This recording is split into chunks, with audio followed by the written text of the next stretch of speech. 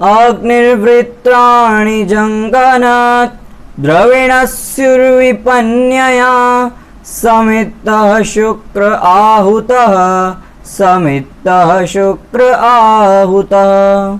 सभी को सादर नमस्ते जी। मैं सार्थक महाजन आप सबका स्वागत करता हूं आपके अपने YouTube चैनल सनातन संचयन पर। दोस्तों, ईश्वर की महती कृपा से हमने पिछली 3 वीडियोस में धर्म के विषय में जानने का प्रयास किया। धर्म क्या है, धर्म के लक्षण क्या हैं, अधर्म के लक्षण क्या हैं, इन 3 विषयों पर प्रकाश डाला जा चुका है।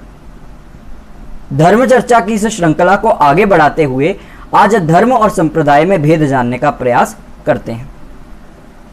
जब भी धर्म चर्चा होती है तब एक प्रश्न प्रायः उठता है कि क्या सब धर्म एक समान है, और दिन प्रतिदिन आपको सर्वधर्म संभाव की डफली पीटते हुए लोग मिल जाते होंगे।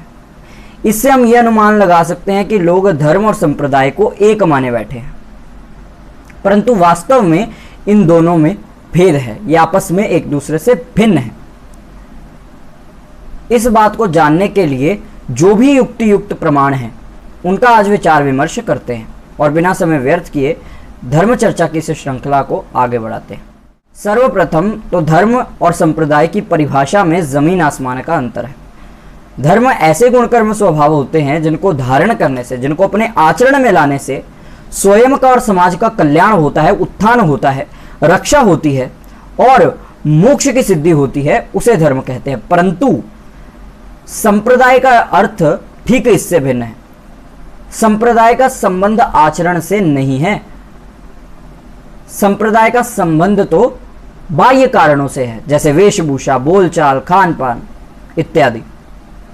उनका संबंध आचरण से नहीं है, चाहे आपका आचरण अशुद्ध हो, परंतु यदि आप संप्रदाय की विशेष पूजा पद्धति को अपनाते हैं तो आप उस संप्रदाय के अनुयायी माने जाएंगे। परंतु यदि आपके अंदर धर्म के लक्षण नहीं है, यदि आपका आचरण सही नहीं है, तब आपको धार्मिक नहीं कहा जा सकता। धर्म जो है वो वेद को स्वतः प्रमाण मानता है, परम प्रमाण मानता है, और यहाँ संप्रदाय वेद के विरुद्ध पूजा पद्धति को अपनाते हैं। इससे धर्म और संप्रदाय एक कैसे हो सकते हैं? दूसरा भेद धर्म और संप्रदाय में यह है कि धर्म एक है और संप्रदाय अनेक हैं। अब आप कहेंगे कि इसमें क्या प्रमाण है कि धर्म एक ही हो सकता है? तो महाराज विदुर नीति में कहते हैं, एको धर्म परम श्रेयः, अर्थात एक ही धर्म मोक्ष प्रदायक है। एक ही धर्म है, धर्म एक है, परंतु संप्रदाय की संख्या बहुत अधिक है। हिंदू, मुस्लिम, सिख, ईसाई, जैन, बौद्ध, ये सब संप्रदाय तो हैं ही, इनके अंदर और भी मतपंथ संप्रदाय आ जाते हैं, जैसे इस्लाम में सुन्नी, शिया, हिंदुओं में भी है ऐसा, वैष्णव मत, शाक्त मत, शैव मत, तो बहुत से ऐसे मतपंथ संप्रदाय हैं, परंतु धर्म केवल एक है। यह धर्म और संप्रदाय में दूसरा भेद था। अब तीसरा भेद यह है कि धर्म की उत्पत्ति सृष्टि की उत्पत्ति के साथ होती है, अर्थात धर्म की उत्पत्ति सृष्टि की आदि में होती है। परमपिता परमात्मा ही धर्म का निर्धारण करते हैं, परंतु संप्रदाय की उत्पत्ति किसी कालखंड में होती है। यदि हम धर्म का काल देखें तो सृष्टि को आज उत्पन्न हुए 1,96,08,53,121 वर्ष बीत चुके हैं, और इतने ही वर्ष वेद को आए हुए हो चुके हैं। इसलिए हम ये कहते हैं कि धर्म का अस्तित्व 1,96,08,53,121 वर्ष से है, परंतु संप्रदाय 5,000 वर्ष पूर्व से पहले के नहीं हो सकते, और 5,000 भी मुश्किल तक पहुंचेंगे। ईसाइयों के अभी 2,000 वर्ष पूरे हुए हैं, ये मुसलमानों के अभी 1,500 वर्ष पूरे हुए हैं। तो इससे हम यह अनुमान लगा सकते हैं कि किसी ना किसी कालखंड में, वो भी 5,000 से पहले कोई नहीं है। संप्रदाय की उत्पत्ति आज से 3,000 वर्ष पूर्व, 2,000 वर्ष पूर्व, 1,000 वर्ष पूर्व, 500 वर्ष पूर्व, इस प्रकार होती है। 5,000 वर्ष पूर्व केवल वैदिक धर्म ही अस्तित्व में था और कोई भी संप्रदाय नहीं था। धर्म और संप्रदाय में चौथा भेद यह है कि धर्म को उत्पन्न करने वाला कोई मनुष्य नहीं, बल्कि धर्म और अधर्म का निर्धारण स्वतः ईश्वर ने किया है, परंतु संप्रदाय का निर्माण किसी व्यक्ति विशेष ने किया है, किसी पुरुष ने किया है।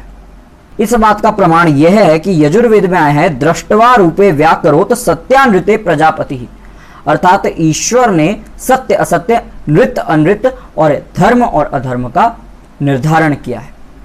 उन्होंने वेद में बता रखा है कि क्या करना धर्म है और क्या करना अधर्म है। और हम देखते हैं कि संप्रदाय की उत्पत्ति किस प्रकार हुई। तो इस्लाम की उत्पत्ति मोहम्मद साहब ने की, अपने आप को पैगंबर बताते थे।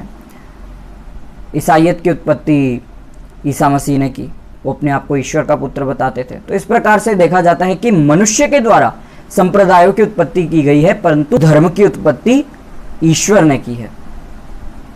इससे हमें यह भी पता चलता है, एक बात बहुत यहां पर इंपॉर्टेंट है, नोट करने योग्य।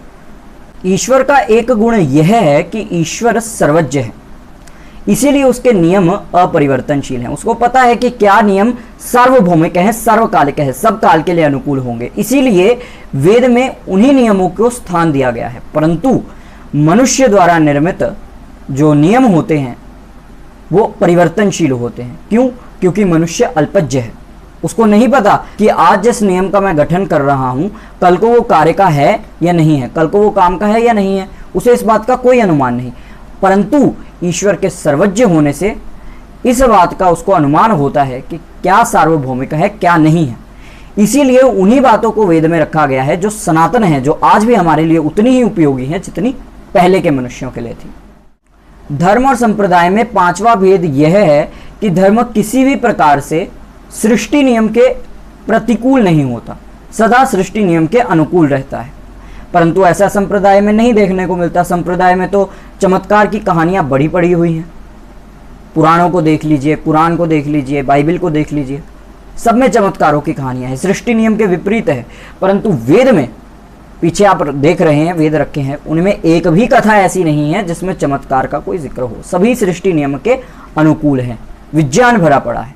धर्म और संप्रदाय में छठा भेद यह है कि धर्म सनातन रहता है, अर्थात आज भी उसकी आवश्यकता है, पहले भी थी और आगे भी रहेगी। सदा एक रस रहता है, नया सा रहता है, कभी भी पुराना नहीं होता। पुराना इन द सेंस कि आज काम का नहीं है। परंतु ऐसा संप्रदायों में देखने को मिलता है कि जिनका अस्तित्व किसी ना किसी विशेष कारणवश हुआ, पर आज उनकी आवश्यकता नहीं है। आज सभी को वैदिक धर्म की एक छत्र छाया के नीचे लाने की आवश्यकता है। धर्म और संप्रदाय में सातवां भेद यह है कि धर्म में आप तर्क कर सकते हैं, परंतु संप्रदाय में नहीं। स्वयं मनुस्मृति कहती है, यस तर्केण अनुसंधनते सह धर्म वेदनेतरः, अर्थात धर्म और वेद को जानने के लिए तर्क की ही आवश्यकता है। यदि आप तर्क नहीं करेंगे तो आप धर्म को नहीं जान सकते। परंतु संप्रदाय में यदि आप प्रश्न उठाएंगे, तर्क करेंगे, तो आपको काफिर कह दिया जाएगा, आपको उसकी छूट नहीं है। धर्म और संप्रदाय में ऐसे कई भेद हैं। यदि आपको और भेद जानने हैं तो आप मदन रहेजा जी की पुस्तक बैक टू वेदास को पढ़ सकते हैं। आज की वीडियो के लिए बस इतना ही।